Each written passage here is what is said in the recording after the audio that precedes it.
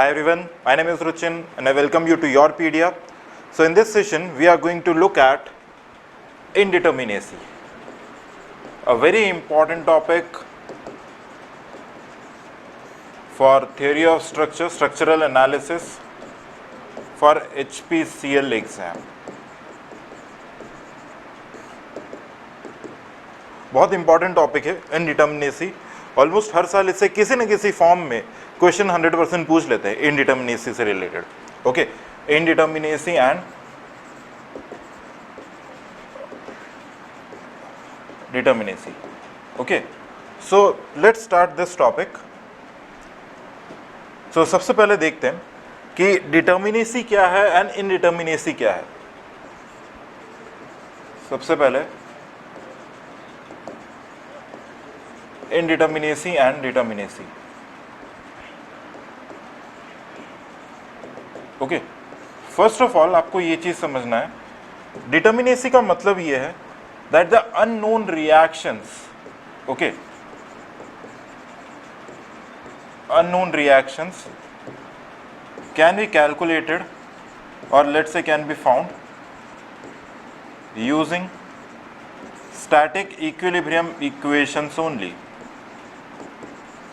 Okay, जितने भी unknown reactions हैं, ओके, उन्हें हम निकाल सकते हैं यूजिंग इक्विलिब्रियम इक्वेशंस ओनली. उसे कहते हैं determinate structures. Now what is indeterminacy? When unknown reactions can not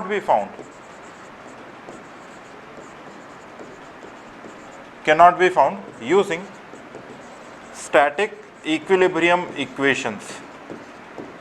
okay, static equilibrium equations को यूज करके अगर हम सारे अननोन्स नहीं निकाल पा रहे हैं, ठीक है, तो that is called indeterminate structures. Now let's talk about what are equilibrium equations. Briefly बात करेंगे. बिल्कुल, सबसे पहला होता है summation of force in x direction equal to 0, summation of force in y direction equal to 0, and third summation of moment about any point, this is equal to 0. ये तीन equilibrium equations हैं. अगर सारे के सारे अननोन इनकी help से निकाल सकते हैं तो उसे हम क्या कहते हैं? Determinate structure. और अगर नहीं निकाल सकते तो that is called indeterminate structure. अब एग्जाम में जो क्वेश्चन आता है, आपको एग्जाम में जो क्वेश्चन आता है वो इससे आता है कि आप ये बताओ जो इनडिटर्मिनेसी है, ओके, इनडिटर्मिनेसी वो किस ऑर्डर की है, हमें ये बताना होता है. तो नेक्स्ट पेज पे आते हैं. Indeterminate structures.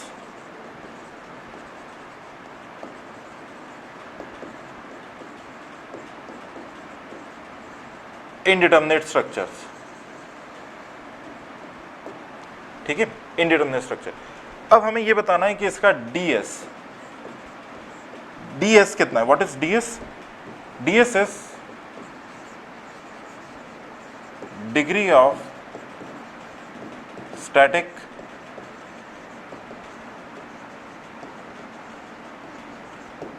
Indeterminacy. Okay, degree of static indeterminacy. अब ये जो हमें निकालना होता है ds, तीन तरीके के स्ट्रक्चर्स में निकालना है. एक निकालना है हमें फ्रेम्स में, दूसरा हमें निकालना है ट्रसेस में, और थर्ड हमें निकालना है बीम्स में. तीन में निकालना है. और तीन में से जो क्वेश्चन आता है maximum that is of frames and trusses. Beams का तो कभी पूछते हैं कभी नहीं पूछते. एक और चीज, ये जो ds है, okay, it comprises of two parts. एक तो di इंटरनल और एक de external. This is internal static indeterminacy,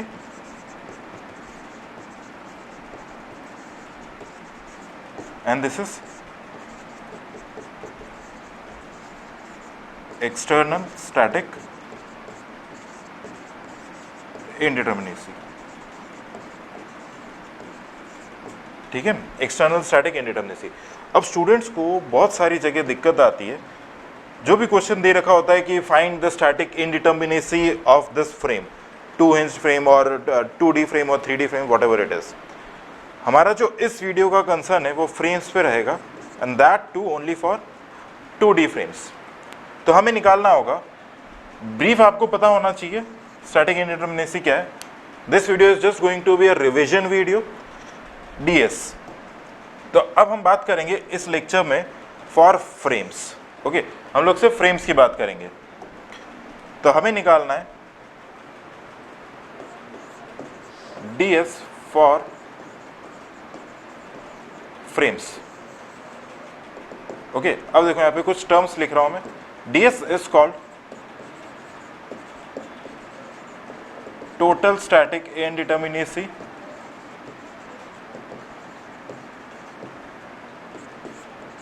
DE is called external static indeterminacy, and DI, this is called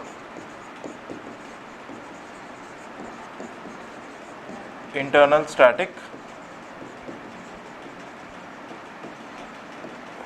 indeterminacy। हम फ्रेम्स की बात कर रहे हैं, and in frames also we are talking about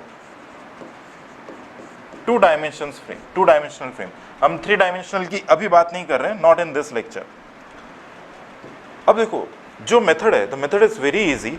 उस मेथड में we can calculate what is the value of DS।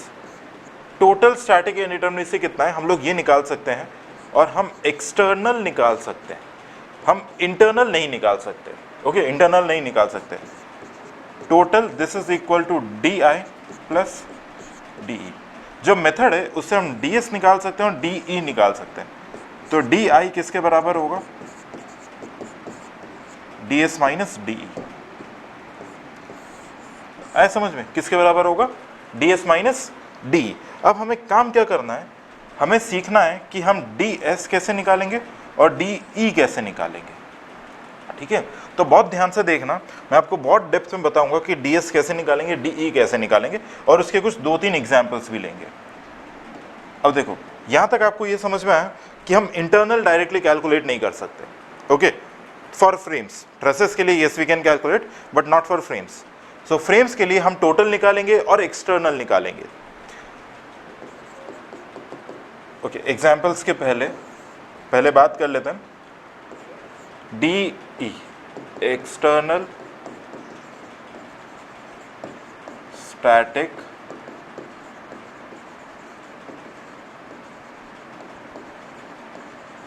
Indeterminacy. ठीक है, एक्सटर्नल स्टैटिक इंडिटरमिनेसी।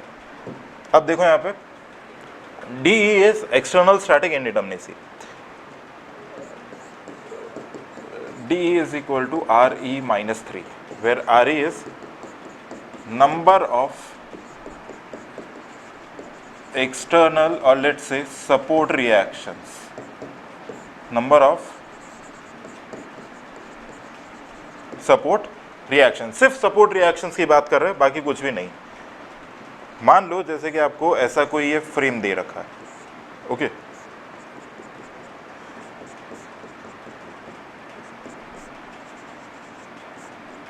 तो ये चीज सबको पता है कि फिक्स्ड है। तो यहाँ पे हाउ मेनी अननोन रिएक्शंस?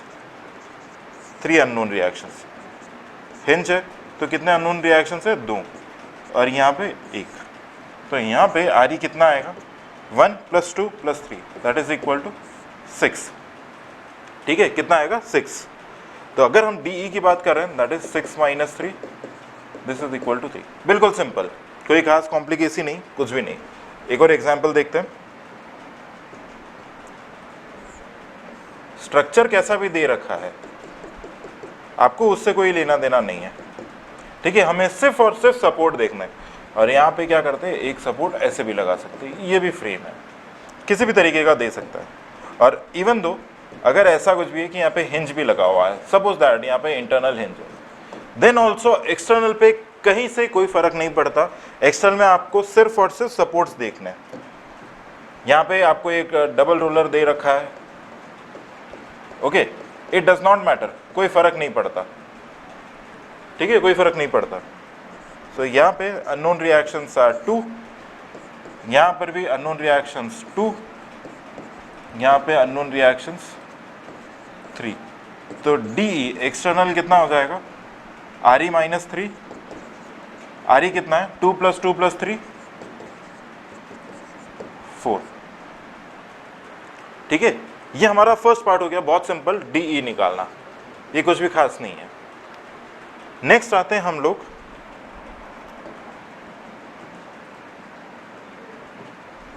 जिसमें हम निकालेंगे D S, total static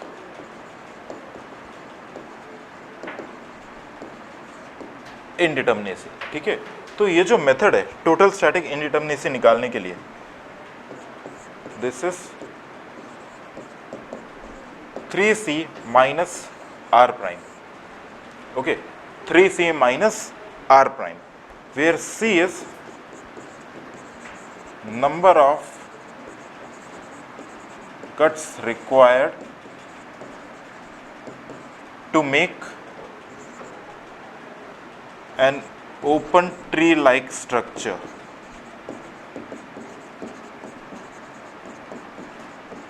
with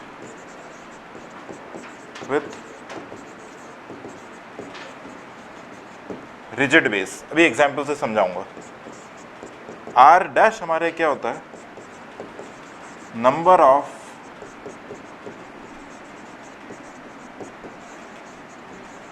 reactions released. R dash क्या है, number of reactions released. Okay, अब देखो यहाँ पे ये नंबर ऑफ रिएक्शंस रिलीज्ड है, C is number of cuts required to make an open tree like structure. देखते हैं यहाँ पे एग्जाम्पल देखते हैं। मान लो ओपन ट्री लाइक स्ट्रक्चर किसको कह रहे हैं, मान लो ऐसा कुछ फ्रेम दे रखा है। ओके, एक्सटर्नल की बात नहीं कर रहे, टोटल स्टैटिक इनडिटर्मिनेसी की बात कर रहे हैं, that is equal to 3c minus R prime.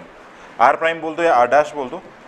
अब देखो इस स्ट्रक्चर में हमें इस जगह से ऐसे कट लगाने कि जितने हमारे बेस हैं उतने ओपन ट्री बन जाए, ओपन हो जाए। जैसे यहाँ पे कट लगाते हैं इस जगह पे, तो ये कंप्लीटली ऐसा बन जाएगा, एक ऐसा और एक ऐसा। This is called open tree like structure. Okay, एक और एग्जांपल देता हूं। मान लो इस तरीके से कुछ फ्रेम है। ओके, अब देखो इसे हमें बनाना है ओपन ट्री लाइक स्ट्रक्चर। कितने कट लगाएं, 1 2 3 4, 4 कट लगाए, कैसा बन जाएगा, ये और ये। मिनिमम नंबर ऑफ कट्स लगाने हैं, एक ये हो गया एंड एक ये। ठीक है, this is open tree like structure. इससे ये कन्वर्ट हो गया, नंबर ऑफ कट्स कितने लगे, 4 कट्स। ओके, अब ये चीज ध्यान रहे, आप कट कितने भी लगाओ, नंबर ऑफ ट्रीज उतने ही बनेंगे जितने नंबर ऑफ सपोर्ट्स हैं। 3 सपोर्ट्स हैं तो 3 ट्रीज बनेंगे, 2 सपोर्ट हैं तो 2 ट्री बनेंगे। एक और एग्जांपल देखते हैं, फिर आगे की बात करते हैं।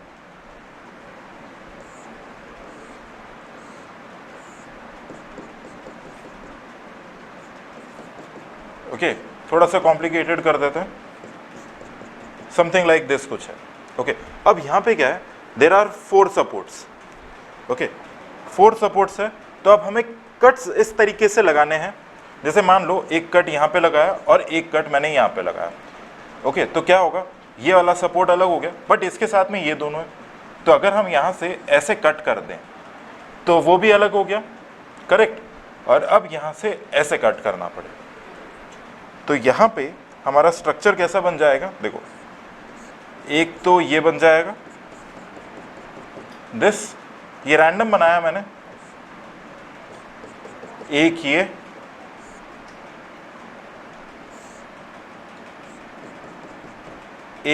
एंड साथ में एक ये।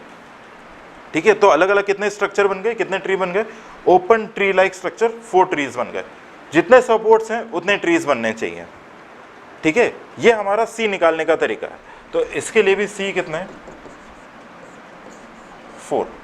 अब देखते हैं नेक्स्ट चीज। देखो यहां पे मैंने क्या लिख रखा है, एक नया टर्म और है, आर प्राइम और लेट्स से आर डैश। ठीक है, आर डैश क्या होता है, नंबर ऑफ रिएक्शंस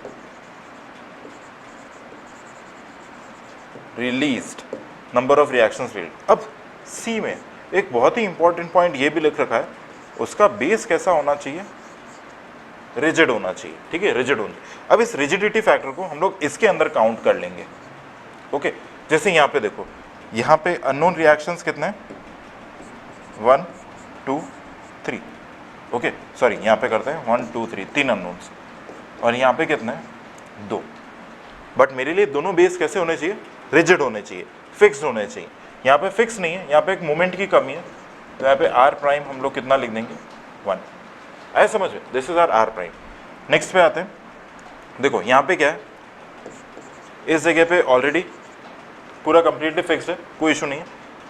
यहाँ पे 2 रिएक्शन है, एक की कमी है, तो आर प्राइम कितना हो गया, 1। यहाँ पे ऑलरेडी फिक्स्ड है, तो कोई इशू ही नहीं है, तो R prime is 1 for this. आ रहा है समझ में। अभी हमने इंटरनल हिंज को इसके अंदर नहीं डाला है, थोड़ी देर में अभी इंटरनल हिंज को भी डालेंगे। अब देखो यहाँ पे 1 2, तो आर प्राइम इज 1, यहाँ पे आर प्राइम इक्वल टू 1, तो ओवरऑल आर प्राइम कितना आएगा, 1 + 1 2, ओके। तो इस तरीके से आप ds निकाल सकते हैं। अगर इसका हम लोग ds निकालना चाहें, that is 3c - R prime. c कितना है, 4 है, R prime is 1, that is equal to 11, okay. अब यहाँ पे इसके लिए निकालते हैं ds, 3c - R prime, 3 × 4 - 2, that is equal to 10। 10 is degree of static indeterminacy. क्या ये चीज समझ में आ रही है, दिस थिंग इज क्लियर। अब कंप्लीट एक एग्जाम्पल देखते हैं, जिसमें हम लोग जितना भी अभी तक हमने पढ़ा है इसको अप्लाई करेंगे। देखो मान लो ऐसा कोई स्ट्रक्चर है, इस तरीके से,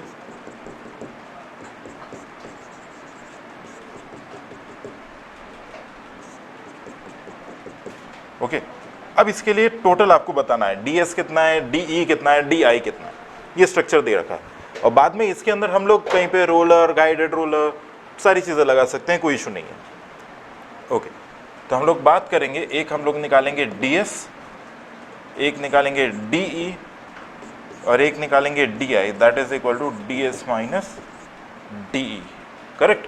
अब ds लिखते हैं, this is equal to 3c - R prime. कितने कट्स लगाने, 1 2 3 4 5 6, 6 कट्स लगाए, 3 ट्रीज अलग अलग हो गए, तो यहाँ पे 3 × 6 माइनस आर प्राइम कितना है, आर प्राइम इसमें 1, यहाँ पे आर प्राइम इज 2, क्योंकि मुझे 2 रिएक्शंस और चाहिए इसको फुल बनाने के लिए, और यहाँ पे ऑलरेडी हमारे पास में 3 रिएक्शंस हैं, तो यहाँ पे आर प्राइम की वैल्यू 0, सो दैट इज -1 + 2, तो ये वैल्यू आ जाएगी 18 - 3, this is equal to 15। Now let's talk about DE। DE external, this is equal to RE - 3, okay, RE - 3। RE कितना है, 1 2 3 4 5 6, दैट इज इक्वल टू 3। अब मुझे इंटरनल निकालना है, तो this is equal to DSS, sorry DS तो लिख रखा है, DS हमारे पास है 15 - 3, तो ये कितना है, 12, okay. DI equal to 12।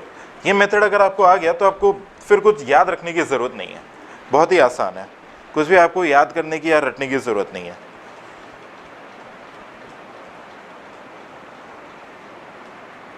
Okay. तो विद दिस हम लोग नेक्स्ट चलते हैं। अब इसके अंदर हो सकता है कि आपको यहाँ पे इंटरनल हिंज दिया हो,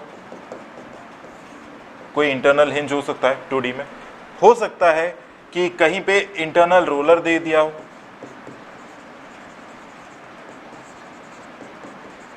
ओके, हो सकता है कहीं पे गाइडेड रोलर दे दिया हो, ठीक है। तो हमारे आर प्राइम की वैल्यूज चेंज हो जाएंगी, तो यहां पे लिखते हैं सपोर्ट नहीं, एक काम करते हैं, यहाँ पे सपोर्ट की जगह एक टेबल बनाते हैं, अभी लिखते हैं value of R prime for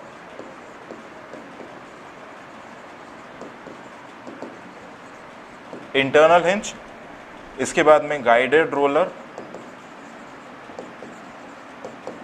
आपको गाइडेड रोलर लिखा है या डबल रोलर लिखा है वो एक ही चीज़ है, ठीक है। और साथ ही में लेट्स से दूसरी चीज़ जो हो सकती है वो क्या है, इंटरनल रोलर।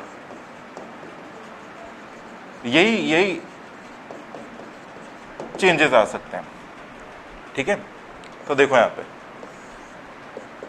आर प्राइम, अगर यहाँ पे इंटरनल हिंज है, okay, there is R prime का वैल्यू हो जाएगा summation of m minus 1, here m is number of members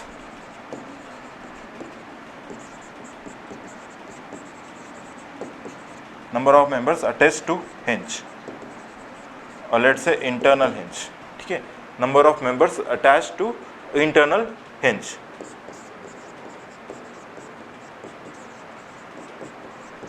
double roller के लिए r प्राइम इज 2, एंड इसके बाद में जब हम इंटरनल रोलर की बात कर रहे हैं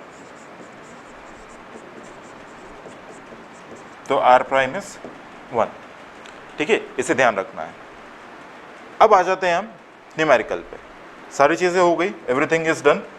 now let's come to numerical, थोड़ा सा let's make it a bit complicated.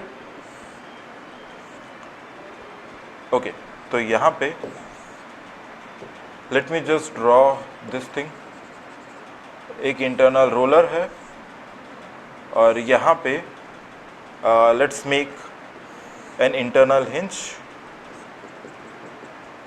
ऐसे ही बस थोड़ा सा कॉम्प्लिकेट कर रहे हैं, कॉम्बिनेशन इसी तरीके का आएगा, कॉन्सेप्ट यही है। मान लो ये दो इंटरनल हिंज है and there is an internal roller over here, ठीक है। अब हम लोग कैसे निकालेंगे, सिंपल से चलते हैं। एक हमें निकालना है ds, एक de और एक di, ds de और di। देखो ds की बात करेंगे तो this is equal to 3c minus R prime. कितने कट्स चाहिए, 1 2 3 एंड 4, 4 स्ट्रक्चर अलग अलग हो गए, 4 कट्स लगाया तो, so this is 3 into 4 minus R prime. देखो यहाँ पे 1 2 3, आर प्राइम का वैल्यू 0, यहाँ पे R prime equal to 1, and likewise यहाँ पर भी आर प्राइम इक्वल टू 1। अब देखो ये एक इंटरनल हिंज, इससे नंबर ऑफ मेंबर्स कितने अटैच्ड है, 1 2 एंड 3, तो 3 minus 1 that is equal to 2, इसका आर प्राइम 2। इसके लिए आर प्राइम कितना आएगा, 1 2 3 4, 4 minus 1 that is equal to 3, और एक ये हमारा, तो इसके लिए आर प्राइम इज 1। हमेशा ध्यान रखना है इंटरनल रोलर के लिए आर प्राइम इज 1, तो ओवरऑल आर प्राइम कितना आ रहा है, 1 2 3 4 5 6 7 8, तो this is 12 minus 8, this is equal to 4। R prime एक बार काउंट कर लेते हैं, 2 3 5 6 7 8, correct. Now let's talk about D external static indeterminacy, कितना आएगा, कितने रिएक्शन है, 3 4 5 6 7,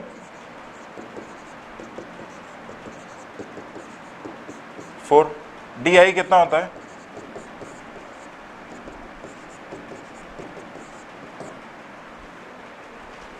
ओके, डी हमारे लिए क्या आ जाएगा, 0। अब देखो जब ds आपका 4 है, यानी दिस स्ट्रक्चर इज indeterminate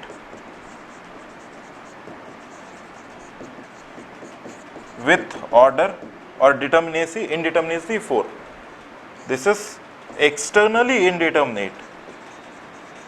ये क्या है, externally indeterminate है of order 4, यानी DE is 4। और यहाँ पे एक चीज और लिख सकते हैं, इंटरनली ये क्या है, डिटर्मिनेट, ना कि indeterminate.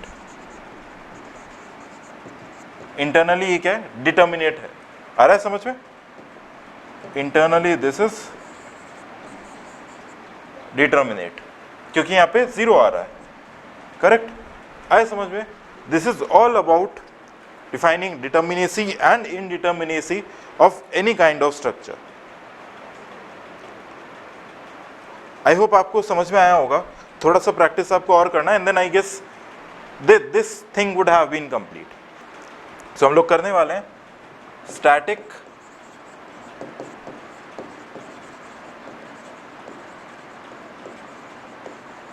indeterminacy for trusses, static indeterminacy for trusses। indeterminacy हमने बहुत डेप्थ में पिछले वीडियो में देख लिया है कि indeterminacy क्या होता है, एंड हम लोग फ्रेम्स के लिए पढ़ चुके हैं। वेदर उसके अंदर इंटरनल हिंज लगा हो या फिर उसके अंदर इंटरनल रोलर हो या डबल रोलर हो, कोई सा भी सिचुएशन हो, तो हम लोग ये पार्ट पढ़ चुके हैं। ऑलराइट, तो नेक्स्ट हम लोग स्टार्ट कर रहे हैं static indeterminacy for trusses. We are going to start, यहां पे लिख लेते हैं static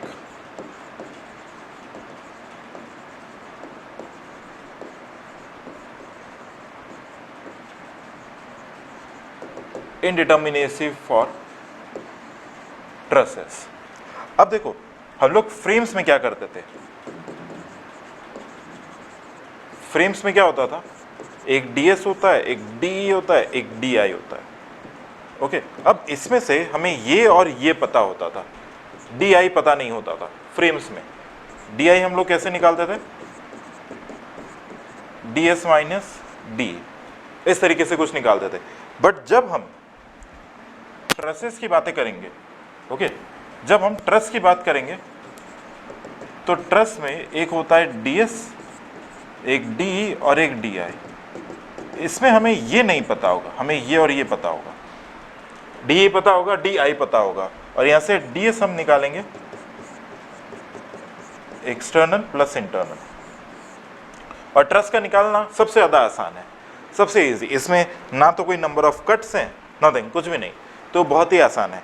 static indeterminacy for trusses. तो इसका थ्योरी पार्ट स्टार्ट करते हैं। स्टैटिक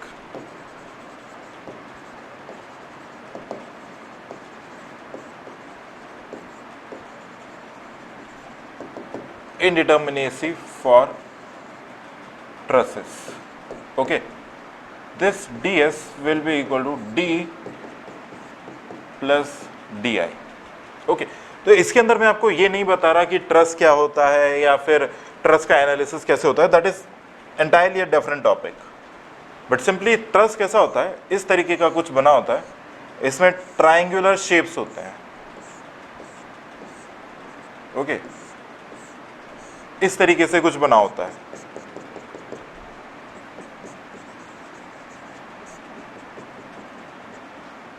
ठीक है, इस तरीके से कुछ हमारा ट्रस है। अब इसके अंदर DE निकालना is very easy, that is equal to RE minus 3। RE क्या होता है यहाँ पे? Number of external reactions.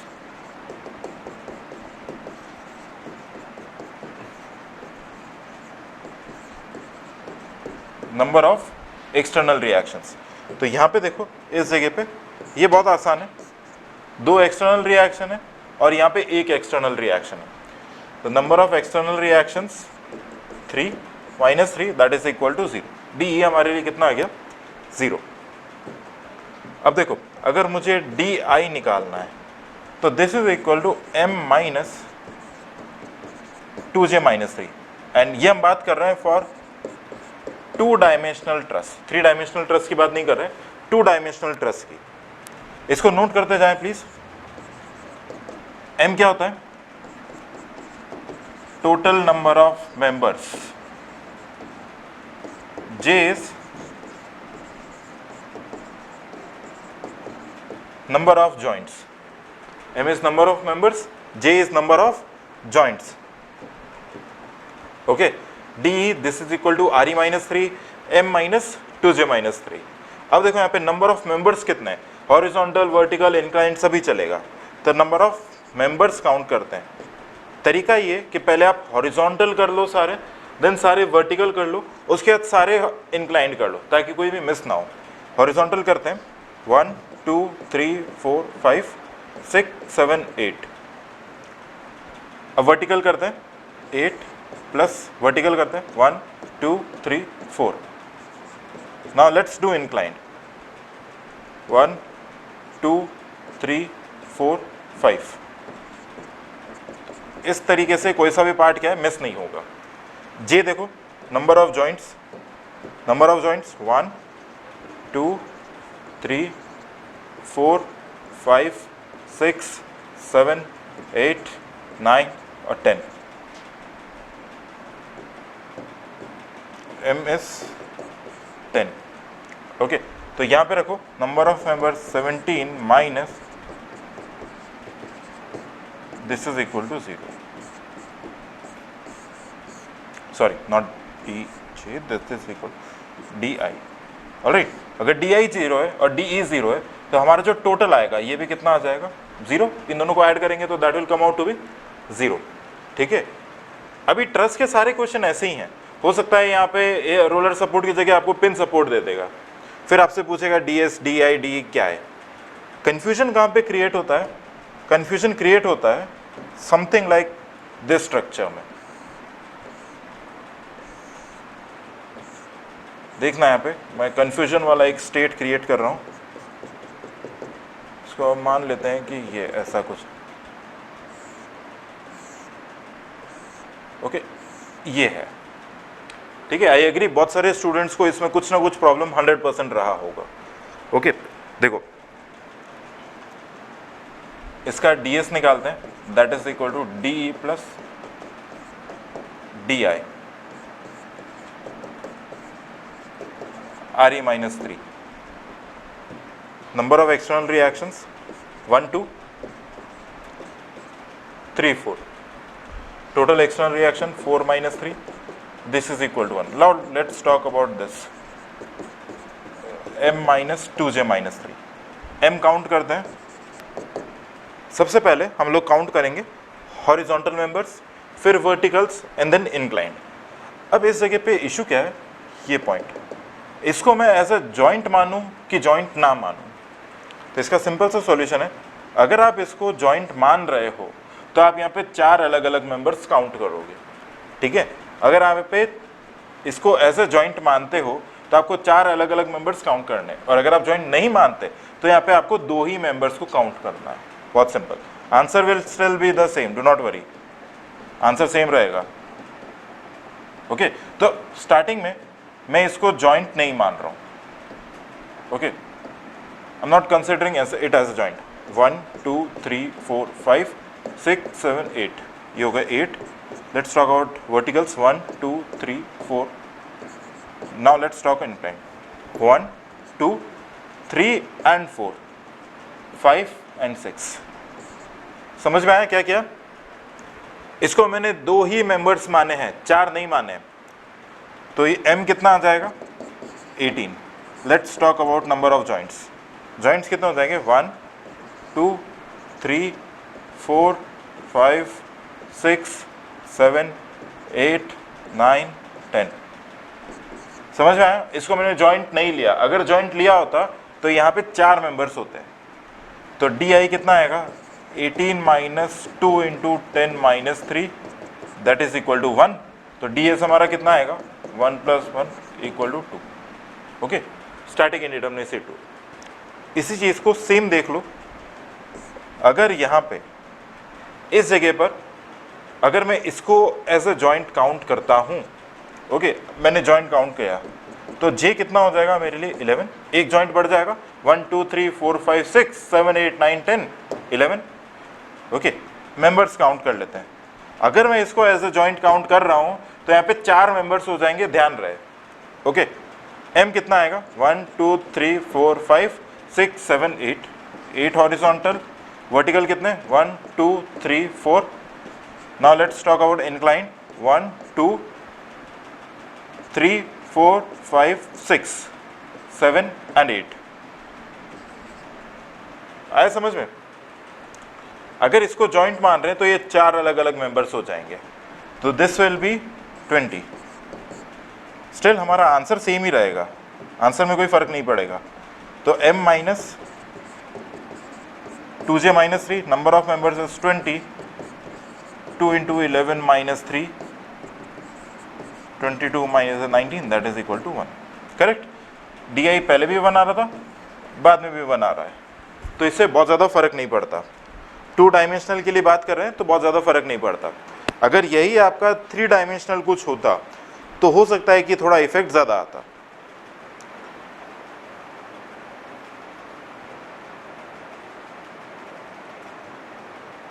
Okay, so I guess this is for your trusses. किसी भी तरीके का ट्रस दे रखा हो तो आप उसका क्वेश्चन सॉल्व कर सकते हैं। जैसे कि एग्जाम्पल लेते हैं,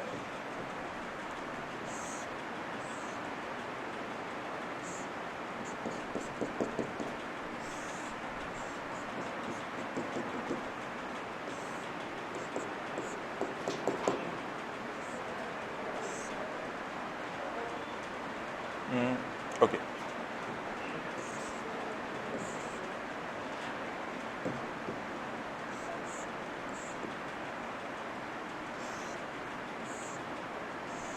ठीक है, ऐसा कोई आपको ट्रस्ट दे रखा है, सिंपल सा फिगर मैंने ड्रॉ किया, इसका स्टैटिक इंडिटरमिनेसी बनाना है।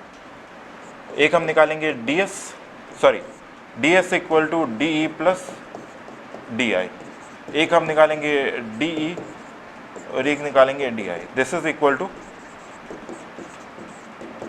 m minus 2j minus 3। तो पहले निकाल लेते हैं R E minus 3। Number of external reaction 2 यहाँ पे, 2 यहाँ पे और 2 यहाँ पे, 2 plus 2 plus 2 3। Now let's calculate what are the number of members. तो एक एक करके काउंट करते हैं। मैं यहाँ पे लिख रहा हूँ नंबर ऑफ मेंबर्स। सबसे पहले हॉरिजॉन्टल, हॉरिजॉन्टल मेंबर्स कौन से? 1 2 एंड 3, हॉरिजॉन्टल 3 ही है। Vertical 1 2 2 plus, let's talk about inclined members. Inclined हो जाएंगे 1 2 3 4 5 6 7, 7 आर इंक्लाइंड मेंबर। ऐसे करेंगे तो गलती नहीं होगी। तो m आ जाएगा 12। Okay, what are the number of joints? 1 2 3 4 5 6 7 8 9 9। Okay, तो यहाँ पे number of members are 12 minus 2 into 9 minus 3, this is 12 minus 18 minus 3 15, this is equal to minus 3। Okay, तो यहाँ पे लिखेंगे डी ई हमारे लिए कितना है 3, D I minus 3, static indeterminacy is 0। Net कितना आ रहा है? 0। ओके, आया समझ में? So this is about static indeterminacy for trusses. So I hope आपको समझ में आया होगा। Okay, please solve questions. Will meet in the next lecture with something different, something new. Kinematic indeterminacy लेके आएंगे। So till then everyone take care, bye bye and keep watching your पीडिया।